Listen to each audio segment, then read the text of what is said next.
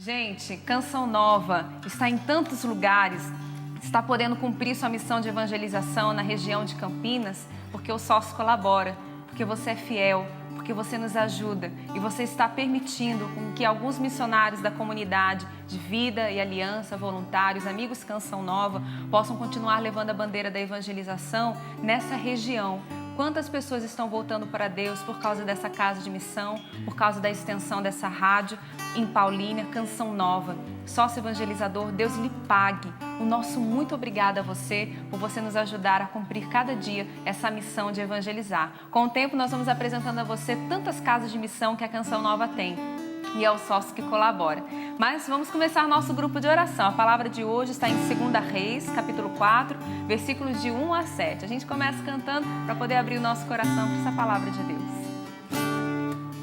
Deus escuta a nossa oração.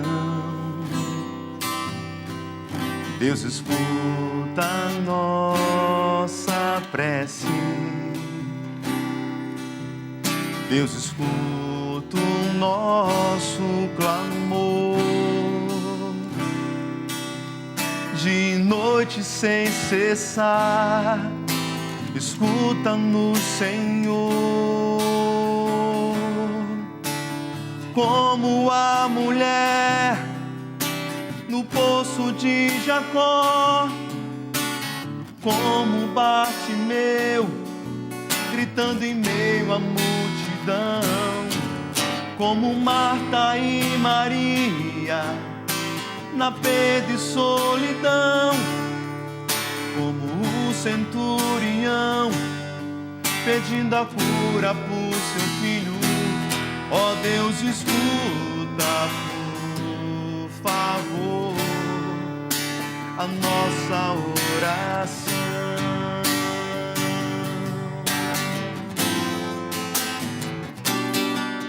Sacia a nossa sede, cura a cegueira, dai-nos nova vida, sara da doença.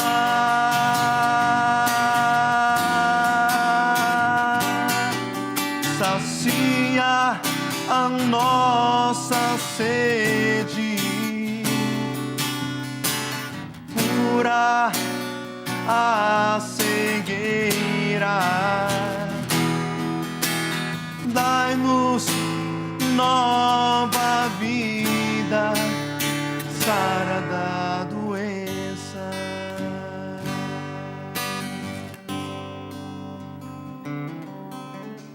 Pelo sinal da Santa Cruz, livrai-nos Deus nosso Senhor dos nossos inimigos, em nome do Pai, do Filho e do Espírito Santo. Amém. Rezemos juntos. Vinde, Espírito Santo, enchei os corações dos vossos fiéis e acendei neles o fogo do vosso amor. Enviai o vosso Espírito e tudo será criado e renovareis a face da terra. Oremos.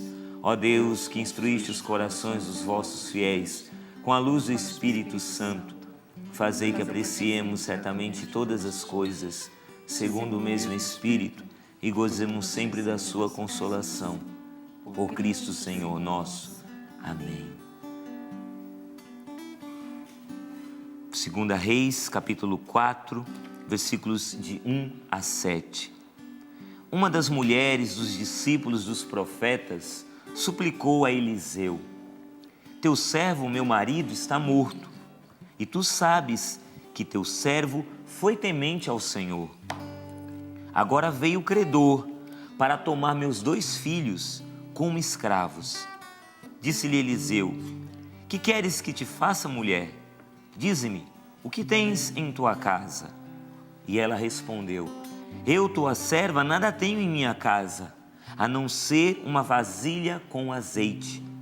Disse-lhe ele: vai e pede emprestadas a todos os teus vizinhos vasilhas vazias em grande número.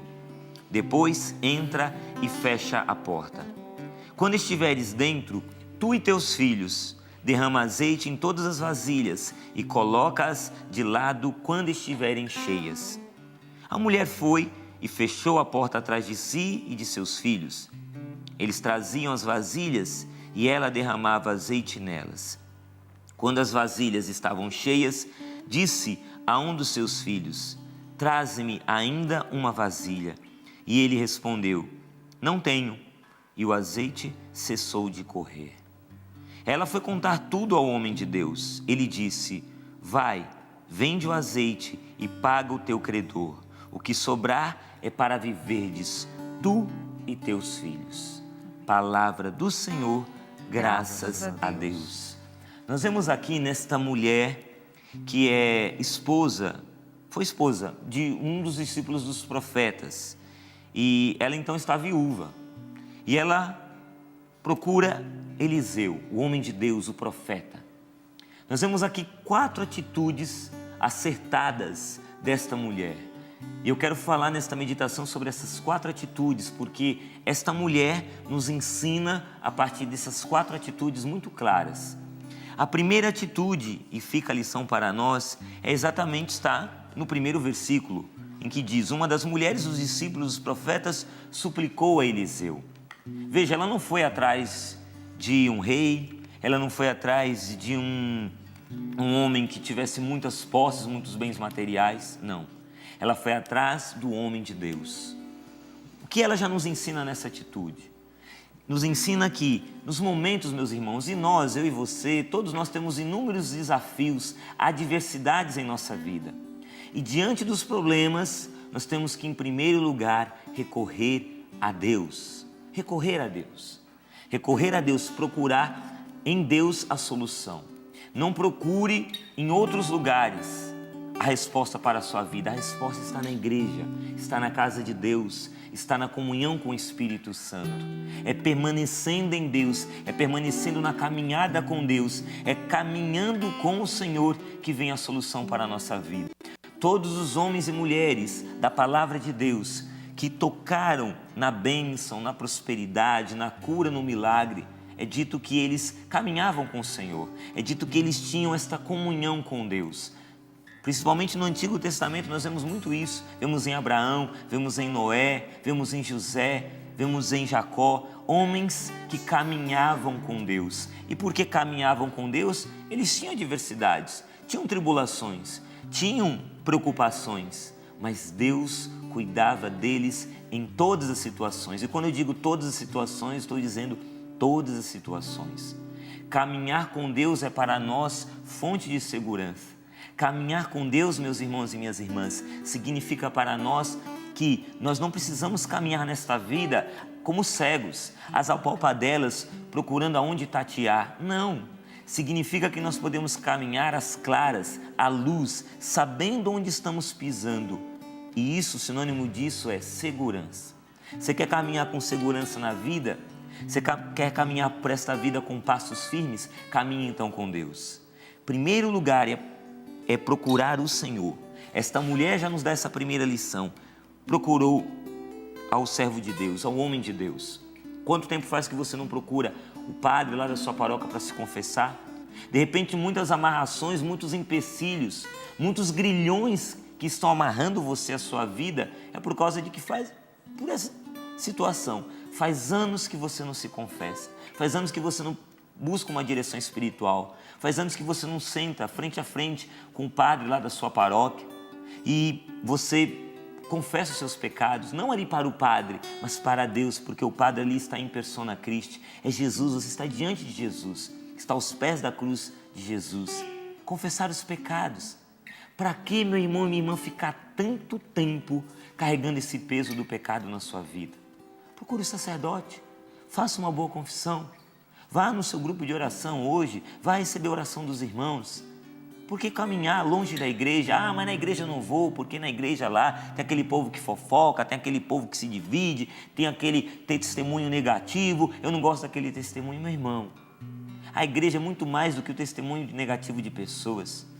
Em nenhuma oração da igreja, em nenhuma parte da liturgia da igreja vai dizer que a igreja é pecadora. Não, a igreja ela é santa. O povo é que é santo e pecador. Nós, povo de Deus, somos um povo santo e pecador. A igreja não. A igreja ela é santa, porque ela é esposa do Cordeiro. Ela é instituição divina. Ela não é uma instituição de homens. Quem instituiu a igreja foi Jesus. A igreja nasce exatamente do lado transpassado do Senhor, de onde jorra sangue e água. O último suspiro de Jesus na cruz passou a ser o primeiro suspiro da igreja, o primeiro respiro da igreja. A igreja nasce de Deus. A igreja é a esposa de Cristo. Então não podemos olhar a igreja meramente como uma instituição humana, não, ela é instituição divina, é a casa de Deus. E é ali, na casa de Deus, no caminho com Deus, que encontramos as respostas. A segunda lição desta mulher é exatamente em que Eliseu dá a ela as orientações, dizendo: o que você tem na sua casa? E ela diz: olha, eu só tenho uma vasilha com um pouco de, ali uma vasilha com azeite, era o que ela tinha na despensa na casa dela. E aí Eliseu vai dando orientações muito concretas, dizendo: olha, vai lá e você vai pedir emprestado para as pessoas e tudo mais, e pede vasilhas vazias em grande número. Depois entra e fecha a porta. Quando estiveres dentro, tu e teus filhos, derrama esse azeite. Tá, no versículo 4. Derrama azeite em todas as vasilhas e coloca-as de lado quando estiverem cheias. E aí vai dizer que a mulher foi e fechou a porta atrás de si e de seus filhos. Esse versículo vai dizer exatamente que a mulher foi obediente. E aí já aprendemos uma segunda lição. É importantíssimo irmos para a igreja, é importantíssimo caminharmos com Deus e também é importante obedecermos a Deus. Não basta você dizer: eu sou um homem de Deus, eu sou uma mulher de Deus, eu caminho na igreja, vou no grupo de oração, participo da missa diariamente. Só que a palavra de Deus entra por um ouvido e sai pelo outro. Aquilo que Deus vai te orientando concretamente através da boca do sacerdote, do seu diretor espiritual, através da boca daquela pessoa que numa comunidade é o seu superior, seu formador, coordenador, como nós aqui na Canção Nova. Nós temos coordenadores e formadores que nos orientam, que vão apontando caminhos para nós, onde nós não vamos nos desviar da vontade de Deus. Mas nós temos algo chamado livre-arbítrio e podemos simplesmente dizer: eu não aceito, eu não concordo, eu não quero. E quanta gente dá cabeçada na vida porque simplesmente diz: eu não concordo, eu não aceito, eu não quero. Então, porque eu não quero, porque eu não aceito, porque eu não concordo, porque eu não gosto, então por causa dessa situação eu não vou seguir. E aí sofre por causa da desobediência. Esta mulher, ela foi obediente.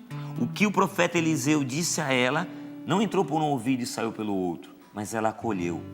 Ela se pôs como Maria, nós estamos no mês de maio, mês de Maria, se colocou com docilidade, com um coração dócil, obediente, a exemplo de Maria. Então a primeira lição: caminhar com Deus. Primeiro lugar, buscar a solução em Deus.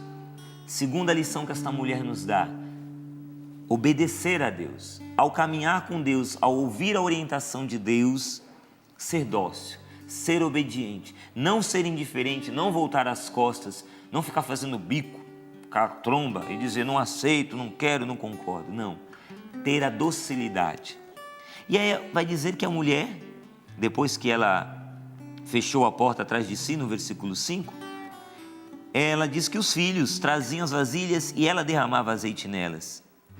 Então, aqui vem uma terceira lição muito importante. Ela foi envolvendo as pessoas, porque veja a ordem do homem de Deus. A ordem do homem de Deus foi: pega vasilhas emprestadas, vai pedindo para os vizinhos, vai pedindo para as pessoas aí, e envolva os seus filhos. Envolva, ela era viúva, não tinha mais o marido, mas tinha uns filhos. Falou: pega a criançada, pega a gurizada, envolve eles também, vão sair catando vasilha. E eles saíram para aquela região catando vasilha vazia, e as vasilhas, e ela ia catando as vasilhas. E os filhos foram trazendo vasilha. Imagina a cena, ela com aquele azeite, o azeite não parava de correr, e ela enchendo aquelas vasilhas e vasilhas e vasilhas, e os filhos trazendo e trazendo as vasilhas. Ela foi envolvendo as pessoas. Talvez aquela comadre, aquele vizinho, aquele parente, disse assim: mas por que essa mulher quer tanta vasilha? Oh meu Deus, o que essa mulher quer tanta vasilha? E os filhos dizendo: mas minha mãe está precisando de vasilha, daí? E aquelas crianças carregando as vasilhas e trazendo, e aquela casa ficando cheia de vasilha e ela enchendo. Imagina a cena. Parece até uma cena engraçada.